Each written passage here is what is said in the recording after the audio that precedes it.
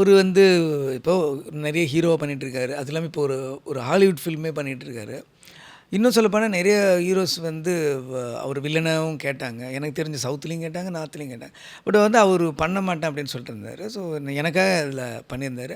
எனக்கும் வந்து அந்த துப்பாக்கியோட அந்த ஒரு அட்ராக்ஷன் கிடைக்கணும் அப்படின்னு இருந்தது. அப்புறம் வந்து ஒரு மல்டி ஸ்டார் ட்ரெண்டு ஒன்று உருவாச்சு நான் ஸ்டார்ட் பண்ணும்போது. அது இன்னும் ஜாஸ்தி இருந்துச்சு. ஸோ எனக்கு வந்து அதுக்கு கதை பண்ண முடியல என்னால். பண்ண தெரியல எனக்கு. ஒரு மல்டி ஸ்டார்ஸை வச்சு அப்படி எல்லாருக்கும் ஒரு இம்பார்ட்டன்ஸ் கொடுத்து பண்ண தெரியல. ஆனால் ஒன்றும் பண்ண முடிஞ்சது.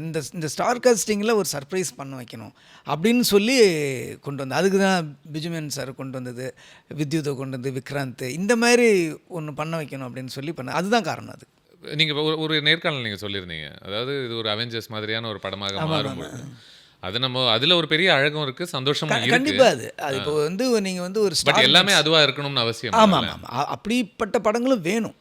சினிமாவில் பார்த்தீங்கன்னா அந்த அவெஞ்சர்ஸ் வந்து ஒரு பெரட்டி போட்டுச்சுல்ல, ஒரு அப்படியே கலெக்ஷன் அது இதுன்னு பெரட்டி போட்டு அதுக்குன்னு ஒரு நட்சத்திர பட்டாளத்தை உருவாக்குச்சு, ஒரு யூனிவர்ஸ் உருவாக்கி அதில் இருக்கிற நிறைய ட்ரெண்டு.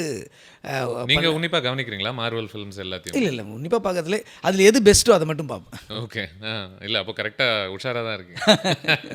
தரமான ஃபார்ம்லேண்ட் வாங்க நம்ம சென்னை ஃபார்ம்ஸ் வாங்க. நம்ம சென்னை ஃபார்ம்ஸ், உறுதியான முதலீடு, உறுதியான நம்பிக்கை.